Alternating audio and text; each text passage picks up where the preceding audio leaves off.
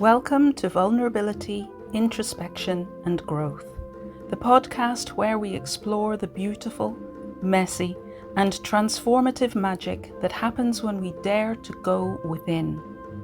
I'm your host, Robyn Harris, and in each episode we'll dive into real, honest stories from people who've faced their fears, embraced their vulnerabilities and discovered unexpected growth in their personal lives, careers, or businesses. This is a space for deep listening, open hearts, and soul-nourishing conversations. Because when we meet ourselves in our rawest moments, that's often where our greatest wisdom starts. Let's begin. Hello and welcome back to the Vulnerability, Introspection and Growth podcast. And today I have with me the wonderful Abbie Thoms of Polyspiral Website Design and Hosting. And Polyspiral is an award-winning web design company based in Sudbury, in Suffolk. And after qualifying as a graphic designer in 1999, Abbie launched Polyspiral full-time in 2010, building it into a multi-award-winning business with 15 accolades, including SME Best Eco-Friendly Website Designer and the Award for Excellence in Inclusive Practices in 2025. I love that it's eco-friendly. That is so fantastic. And Abbie is passionate about combining environmental responsibility with exceptional customer service. I can testify to that. Abbie ensures all websites are hosted on 100% renewable energy while providing personalised one-to-one support through the design process.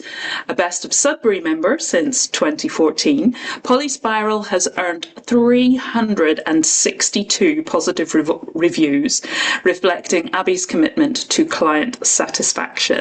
So welcome, Abbie. It's wonderful to have you here. Thank you. What a great intro. Thank you. My head. If it's true, just own it. I'm just going to go with it. Yep.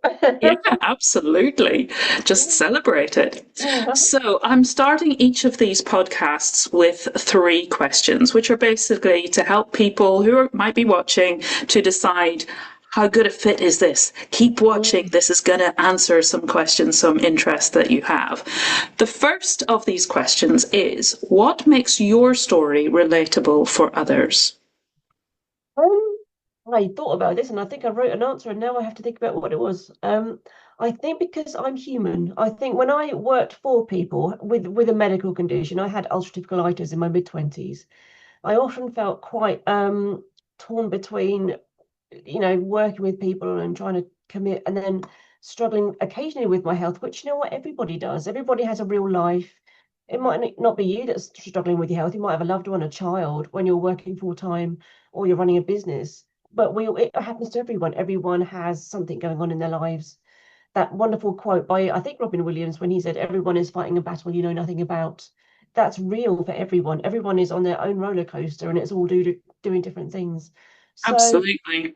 So I realized it's okay to be human. I am a human being and I run a business like in a lot of people, and I am going to face challenges. And so will my customers, and I'm sympathetic to them, they're sympathetic to me, and there's things in place that can back me up in case something happens. So it's important to provide a service to people, but be realistic about how much time and health and energy that you have to put into it, and make sure you do the best, but keep the balance as best as possible. And I think everyone's dealing with that. Everyone is, whatever situation they're in, is in that situation where they're balancing all the things, I think. Yes, balance is a big thing, and that vulnerability and that acknowledgement that we all go through moments and times, periods of vulnerability. So then, who do you feel will gain the most from listening to this conversation? Oh, I have no idea. I hope it will be other people running businesses, specifically people going through the menopause, or people with bowel conditions, because I had a bit of a fight with, like I said, ulcerative colitis over 25 years ago now. And then more recently with the menopause, with some pretty horrendous insomnia, where the doctors were rather sort of, well, it's just one of those things, when I was only getting 2 hours of sleep a night for months on end, to the point where I had to insist on going on HRT, which saved my life. But I'm pretty sure that's a really common thing for a lot of women that are running businesses who feel unseen and unheard, had their own challenge, and I want them to know you can get over it. There's heaps of stuff out there. Sometimes it seems a bit overwhelming, but you can find what works for you, and it doesn't have to be HRT. It could be something else, whatever works for you. But I guess what makes me relatable, and what I would like people to get out of this, is that whatever challenges you're facing, you can overcome them. There's no wall, that you can't get around or get under or over. Absolutely. So, in one sentence, what do you hope people will take away from our conversation this afternoon? Probably what I've just said, really. Just that you can overcome stuff, and you can do stuff in the way that you want to do. I also, where I used to work, I used to work in London for a small publishing company, and there was very much this idea that you had to be the kind of dog eat dog, and kind of the Wolf of Wall Street mentality towards everything. You had to compromise yourself to a certain extent in order to get anywhere. And I remember one day thinking, you know what, I don't care if I fail. I'm going to do it this way anyway. And when I started running Polyspiral in 2010 full time, which was actually after a breakdown and getting out of that whole life, and luckily my mum allowed me to go and live with her and sort that all out. And I started from scratch, which was horrible, but the best thing that ever happened to me. Um, it was a challenging time, but I was able to do what I wanted to do the way I wanted to do it, without compromising my integrity and my ethics. And yeah, doing the right thing, it can be sustainable, can be economical and ecological. It's kind of this idea that we've been given, we have to sort of compromise ourselves in order to succeed, and actually you don't. Yeah, Quite the opposite, yeah, I yeah, think, that exactly. it's Yeah. following our hearts, following what feels Mm, right to us. Like you were saying just then, you were in this dog eat dog world, and there was all of that pressure and expectation that if you're going to be in this industry, you behave this way. mm. Whereas your whole insides were going, no, No. that's so Yeah, wrong for me. yeah. It And I'm just sure does that I not got there. align with my Yeah. values. It doesn't tick my boxes. It doesn't Mhm. light me up. It doesn't make my heart sing. And I Yeah, love that you stepped into that vulnerability of actually, no, I'm not, I don't care if I fail. I mean, you don't get much more vulnerable than that, do you? yeah. And that's when you tend to succeed, is when you take the risk of stuff it. If I fail, I've got lots of people around me that can support me. There's things I can try and do if I do fail. But I'm bound to attract the right people. And I think one thing I found about being myself as authentic, or as authentically as possible, is the people that don't respect that, or don't want that, or expect you to be a machine, or expect to have you at their beck and call. Those are the customers that you don't want anyway. So being yourself is a great filter for your friends and business colleagues. So it And works. it's all of that. And it's also Mm, just who are the people that are the right fit for you in terms of mm, the businesses that you want to work with, not necessarily their values. You hopefully, and you will attract people whose values are the same, but it's yeah, just, it's not necessarily, I don't like what you do, but it just doesn't yeah. make my heart sing. It doesn't resonate with me in the way that I'm looking for. So I'm going to look elsewhere, which is best Mm. for us as Yeah, business owners as well, yeah, because we yeah, want to work with the people who want to work with us, who want yeah, what we're yeah, offering. yeah, Otherwise, sometimes it can feel like flogging the dead horse, or yeah, trying to push yeah, that boulder uphill. yeah, Whereas I think life is actually designed to be fun. We yeah, are yeah. designed to have joy. We are designed to play, to take Mm, play seriously and work playfully, I think. like that. And to have those connections that really light us up and light the other person up as well. Yeah, definitely. Yeah, I agree.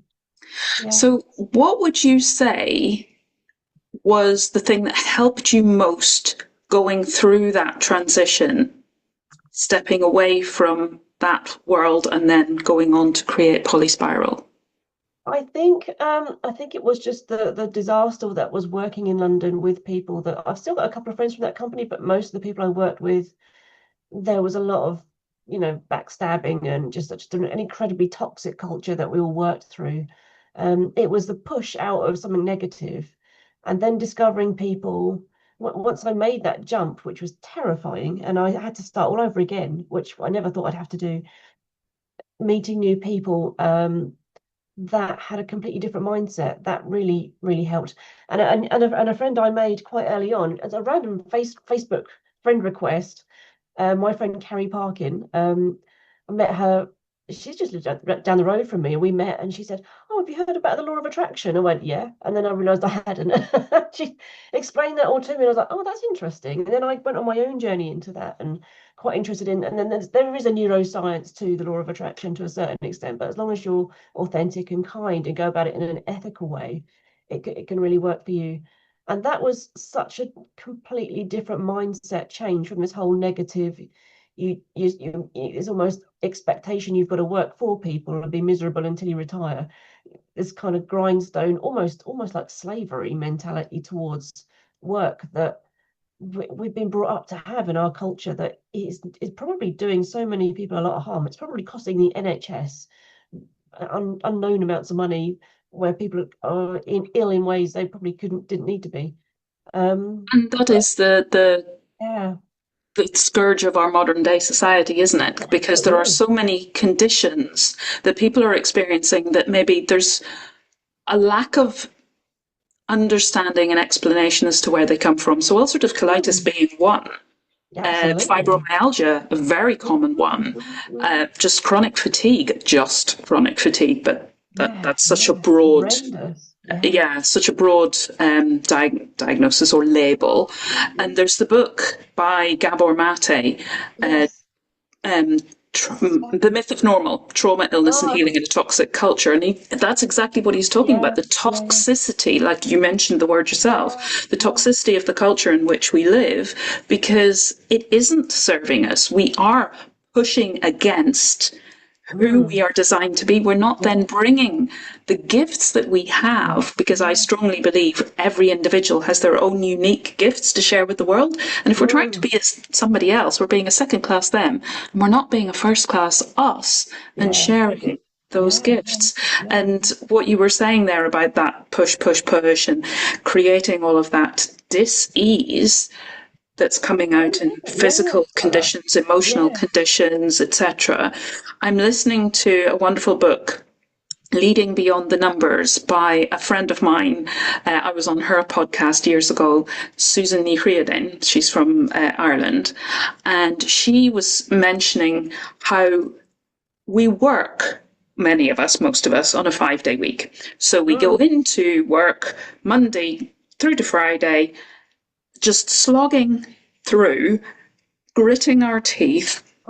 And then when we mm. finish on Friday, thank goodness I've got 2 days freedom. Yeah, So that's yeah, 5 days of slog and push for 2 days of freedom. yeah, And yeah. you probably don't have the benefit of those 2 days if you're No, slogging and because you're pushing. You're working. so exhausted.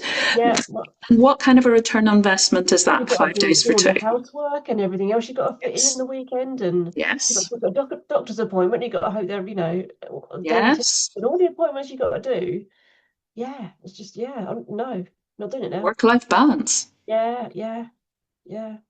You can only give yourself, you can only give so much of yourself to each thing that you do. And my motto is, your mental and physical health is a foundation upon which everything in your life is built on. So if you don't have a don't have good mental health, or if you don't have good physical health, you're not going to be very good at your job, let alone enjoy your evenings or your time off, your hobbies, gardening or whatever that is. Yeah, we need And to. so many people, I think, they don't have hobbies anymore Yeah, yeah, because they don't feel they have the time, or they have no energy yeah, left yeah, for yeah. those fun things. They're too busy Mm, doing all this serious stuff.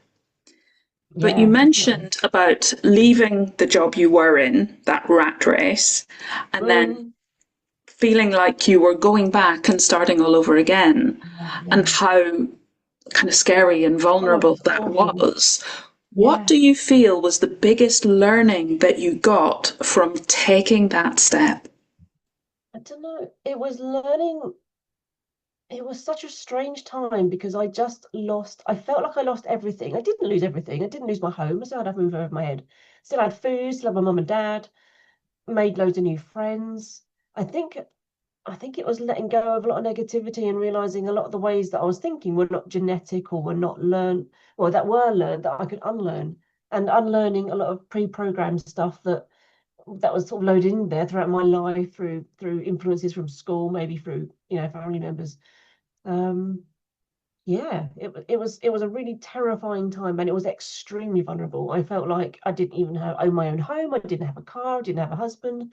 I hadn't had kids. I only had a few £1,000s in my bank account. I thought, this is, after all these years of working my arse off, this is all I've got for it. But it was actually the best thing that ever happened to me, because I got to start again and do it better. But what I've learned is it's hard to know how to let go of stuff, but that's the thing that in the last few years I've learned very well, to learn how to let go, and move on from things. But empathy, I think cognitive empathy. So there's different kinds of empathy. There's emotional empathy. If you see someone stub their toe or something, go, oh, but if cognitive empathy is understanding what a person needs. And one thing that's not valued, not emphasized enough in our culture is the ability to communicate and the ability to understand. So it's not taught at school. They just expect you to know. They just expect you, when you go to college. When I got my art and when I did my graphic design degree, that they didn't teach you how to deal with difficult customers, or how to value your work, or what to do in certain situations. I had to learn so much of that so fast. And early on, I was quite lucky that I had two or three absolutely horrendous customers that I now look back and think, wow, they probably had a narcissistic personality disorder. The way they behaved and spoke to me, you look at some of those emails and it's awful. But I learned how to deal with very, very difficult people very early on. And their emotional situation isn't my emotional situation. And I guess one of the useful things I've learned a lot is to distance myself from other people's emotions, but still be just as helpful without loading their difficulties into my nervous system, but to still be helpful for them. To, when I look after people's websites, often they'll talk about the problems they've got going on in their lives. I try and suggest things, but the website should help them make more money, and therefore make their life easier, and therefore, take any burdens off them. So yeah, I've got heaps of empathy, which I used to think was a weakness, but I realize my empathy is an immense strength. I have the courage to care. And I think there's an awful lot of toxic rubbish out there from very weak people saying that empathy is what's wrong with the world. But you would not have a culture or a civilization without empathy, without rules against, hurting innocent people. You need empathy. In other words, it's such an important thing. And as human beings, we are wired for connection. Mm, How do we connect if we don't have empathy? And that's a lot of the toxicity, I think, when we are pushing so hard. And I think it's also why people develop these behavior patterns that you might label as narcissistic or borderline personality disorder, and all of these labels that are used. But it's because we've been pushed so far into stress that we don't feel safe. yeah, yeah, yeah, And if we absolutely. don't feel safe, our behavior changes. Mm, And if we are reacting out of fear, we will do things that we would never normally do. As We I will say, lash out, yeah. whether that's verbally, physically, emotionally, Mm, but that's not who we are. yeah, yeah, It's a yeah. behavior that's come about because of the threat or the stress or the fear that we feel in our Mm, bodies at that time. mm, And it's so subjective that the person standing next to me is not going to understand. yeah, yeah, Perhaps they will, though, if they have a little bit of yeah, curiosity, yeah, compassion, and yeah, empathy. yeah, And yeah.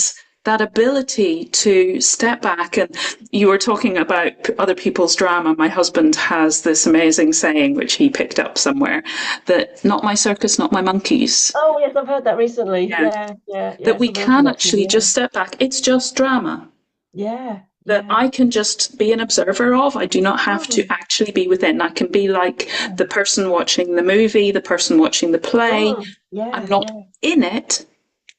I can observe it, and yeah. therefore I have more distance in order to be able to see more clearly, to be able to think things through more clearly, because we don't when we're in fear and No, we're that's feeling absolutely that lack right. of safety. Yeah, yeah, yeah, yeah.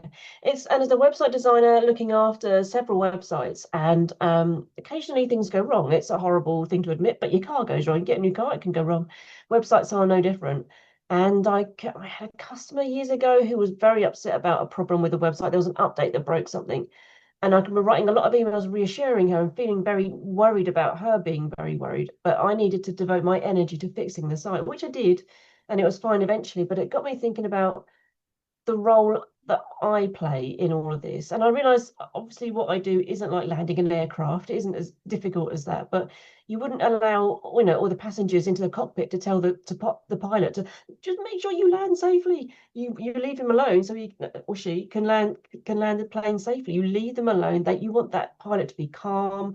You don't want them to be stressing or look anxious or be panicky. You want them to land the plane just and however they've got to land it. And in the past, I think that my calmness has been misjudged as not caring when it's actually I'm just keeping a cool head so I can do the right thing, because you wouldn't want me losing my hair. You wouldn't want. No, and I that's would such not a be great focused enough. analogy. Yeah, yeah. And when I was writing my book last year, my editor was saying that because I was asking her, somebody had asked me to present at a networking group about the whole process. So I was asking Anne Marie, what would you say to people? What challenges have you had? And what would you say to people who might be thinking of working with an editor publisher? And she said, trust me. Yes, yes, the same. Don't need the micromanagement. Yeah, I need the yeah. person that That's I'm it. working with to Yeah. trust me that I am qualified in this. I know what I'm doing. I have experience, like the pilot, like yourself, Mm. and I will sort this out. Yeah, And I definitely. remember being on a plane where the pilot went in for a landing and did 3 emergency pull-ups. Oh wow, yeah, yeah. And when we finally did come down safely, thankfully, he announced over the tannoy that he has 3 altimeters. 2 of them were Mm. broken, and he wasn't sure that he could trust the third. Oh my But his goodness. skill got us down. He must have Wow. kept a cool head Yeah. because we, Yeah. although it was very, very turbulent Yeah, and yeah, we were in the middle of a snowstorm and he couldn't really yeah. see, and all of this stuff was going on and people were I mean, screaming and oxygen mm, masks and whatever. no way. So he somehow managed to keep a cool head. And I totally get what you're saying about sometimes people will look and think, well, you just don't care, because here I am in the middle of drama and panic. And in my work, I know that it is so important for me not to panic, because whatever energy I hold, that goes out like a vibration. It is a vibration. Mm. It goes Yeah, out it's like a and ripple. people pick up on that. Yeah, Yes, yeah, yeah, absolutely. So if you're going to somebody, it's okay, I've got this, we'll yeah, sort it. It might yeah. take an hour or whatever, Mm, but mm, we'll get there. It's mm, okay. yeah, Go and whatever it is the person does, go and yeah. do Get that on for what an you hour, normally come do. back, and we'll probably be up Yeah, and running. yeah, And then hopefully they will take from you, oh, thank goodness I've got an Abbie on my side. Because yeah, she'll, and I know, because you did some work on my website, and I yeah, was a bit stressed about it, because to me it was a massive job, because I don't know. yeah, yeah, And yeah. you It's great. reassured me completely, and you had Mhm. it done in 2 shakes of a lamb's tail. Yeah, I think it was a day. I did quite a bit of planning in the background, and there Yeah, is an element for me where I think I know what I'm responsible for. I know it's a person's livelihood. I realize a website is, even if it's not your only shop window, it is representing you online, and that's facing unknown amounts of people. So I realize sometimes I do get, at one point it got into my head quite badly, but menopause does this for a time. You get very, very terrible anxiety about everything. And I think for a short period of time, that's quite good because it makes you rethink everything and weigh everything up. And then I realize it's okay because I do know what I'm doing. And because I'm aware of what I could do here, what damage I could do here, that then I'm obviously not going to. Then I'm going to take the steps yes. to prevent, not as long as everything's really, really well planned. There was something Jacinda Ardern said about anxiety, and she said when she was Prime Minister of New Zealand, is that I think she's Prime Minister, not President, yeah. I think she said when she would get nervous about something, she said she thought maybe that's because she wasn't well prepared enough.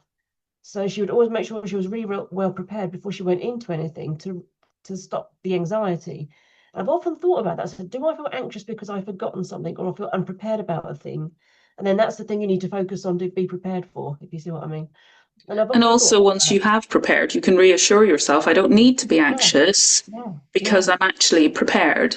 yeah, And I have the experience because I get that about the whole menopausal changes can leave you feeling very anxious and concerned and worried about lots of things that you never were before. No, But to absolutely, be able yes. just to say, actually, it's okay Yeah, yeah, because yeah. I have got enough experience to draw on.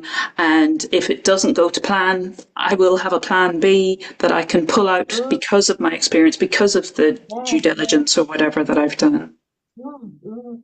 I think people don't often know about other website designers is that most of us are pretty well connected with other website designers. So I have a community that I can always ask questions of. Well, have you been in this situation? So I don't think people realize that we're not just in a little room somewhere just working on our own. We are connected to other people, and we might have mutual rants about a situation we found ourselves in. So there's always someone or something I can do to fix the problem. There's never anything, nothing's ever been insurmountable yet. And that again is another Yeah. that again is another example of connection and the value Mm. of connection, and that we aren't alone and Yeah, that we yeah. don't have to be alone. We have No. permission to ask others. It doesn't mean to say that you don't know enough or the job wasn't done by you. It was, but you were Mm. resourceful Yeah, and you yeah. just used your resourcefulness in that particular way. I think it's only been in the last, I don't know, 5 or 10, 15 years that I've realised how important people are in my life. So I was a late speaking, probably autistic kid that wasn't interested in anyone else for decades, for anyone really.